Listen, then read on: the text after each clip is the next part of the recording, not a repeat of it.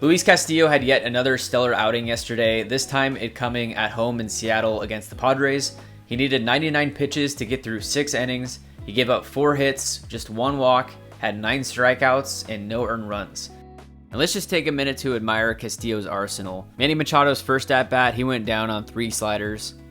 The final pitch of Machado's second at-bat, 100 miles an hour on the edge. Good luck. Then to strike out Juan Soto, a 99-mile-an-hour two-seam that ran 19 inches. What this means is that from the location that his ball leaves the hand, if you were to draw a straight line from the ball through home plate and compare that to where the ball actually crossed home plate, the difference between these 2 points is 19 inches.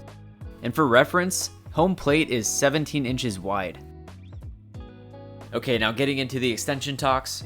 In my opinion, the top priority for Jerry Dipoto and the Mariners this offseason is to sign Luis Castillo to an extension, and they very well might be working on that right now. Luis has been pitching like an ace since he came to Seattle, and currently he has 1 more year of club control. In 2023, he'll be arbitration eligible, after which in 2024, going into his age 31 season, he'll become a free agent. And I mean, ideally, if they could sign Luis Castillo to Robbie Ray's exact contract or something similar to it, I think that would be ideal. Robbie Ray is currently signed to a 5-year contract with an opt-out after year 3. His salary is ranging between 21 and 25 million. I figure Luis Castillo will be somewhere around this range. And Robbie also has a full no trade clause in 2022 as well as 2023. Since joining Seattle, Luis through 8 starts has pitched 49 1/3 innings. He has a 2.37 ERA, 60 strikeouts to just 11 walks over those 49 1/3 innings. He has an ERA plus of 157, meaning that his ERA is 57% better than the average MLB starter. His WHIP has come down to a 1.034. And with these numbers, it means that his strikeout per 9 is currently at 10.9. His walk per 9 is only at 2. His strikeout to walk ratio is 5.45, which is higher than at any point in his career. Mike Salk tweeted that he spent some time in the Mariners clubhouse yesterday after Castillo's start.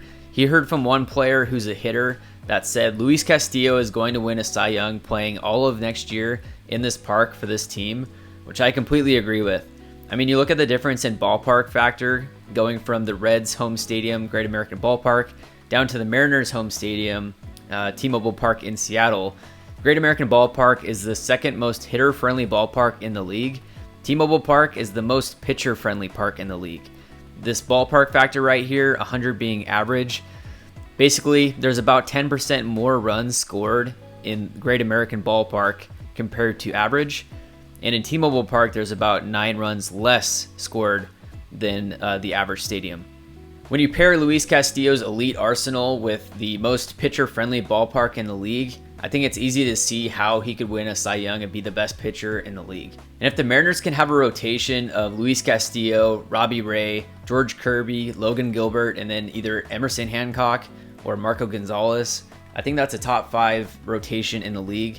Alex Meyer tweeted, the Mariners starting rotation has a 1.68 ERA over their last 20 games, setting a franchise record and surpassing a 1.69 ERA in 20 starts back in 2001. So first off, thank you, Jerry, for that Julio extension. That was some amazing news. Now let's go extend Castillo and make this one of the most feared rotations in the league for years to come. Thank you for watching, and if you made it this far, I'd appreciate it if you hit the like button, subscribe to the channel, give it a share, and we'll see you next time. All right, guys, goodbyes only. Don't forget it. Stop it.